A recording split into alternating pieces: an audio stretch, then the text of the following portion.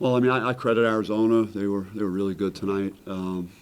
We kind of played the first 7 minutes very well. So like the 7 minutes that we didn't play well in Tucson, I think we kind of made up for that. And after that, it was we were kind of overmatched in a lot of ways, and just things that we've tried to avoid, points in the paint. We've been good lately in that department, and it wasn't only their size in the front court. It was they had some runouts in the transition game, and you could see how quickly they could put points on the board, and so. But it's disappointing always to lose to your rival in games like this. But I'm really happy with the students. Just the crowd, the way they came out was unbelievable, and so definitely we appreciate their support in a game like this.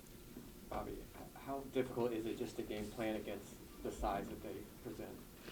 Yeah, they go with those high lows. They're really they're good with finding a way to really duck in, and they're just wide bodies, and Tabulis is really looking a lot better than our first matchup. He's really moving better, and I mean they just have multiple ways that they could beat you. It's rare that a team has that quality of an inside game that they could go to in a half court offense, yet be very lethal in the open court too, and transition with their athleticism of their wings.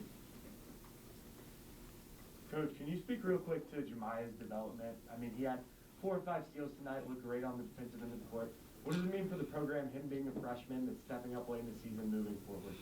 Well, in a game where it got a little bit out of hand, it afforded me the opportunity to get him some more minutes as a freshman, just to get a taste of playing in these big games. I think it'll help him in his development. I thought he made really good steal late half that helped us keep it as a reasonable halftime margin. So he was very productive in his minutes. He did a nice job tonight.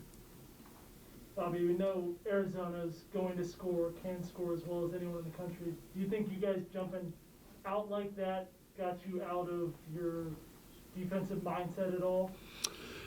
I was nervous that because we hit a bunch of threes that we might just fall in love with that, and we just couldn't take advantage of JG as much as we have. And I mean, he has been playing so well that it's you wonder if he's going to be able to sustain that for another game. And the way they were guarding him, I think he could have had a few more opportunities if he just faced up more and was a little more aggressive. And we talked about that a little bit. But I think it just comes down to really the way we played the first 4 minutes of the half. The second half, it just wasn't what you need in a game like this. And we had been doing that versus UCLA. We got out to an 11-point lead against them, and USC as well. So we did well early in those games in the second half, and tonight we did not. And then we were on our heels chasing. What were the key things that happened at the start of the second half?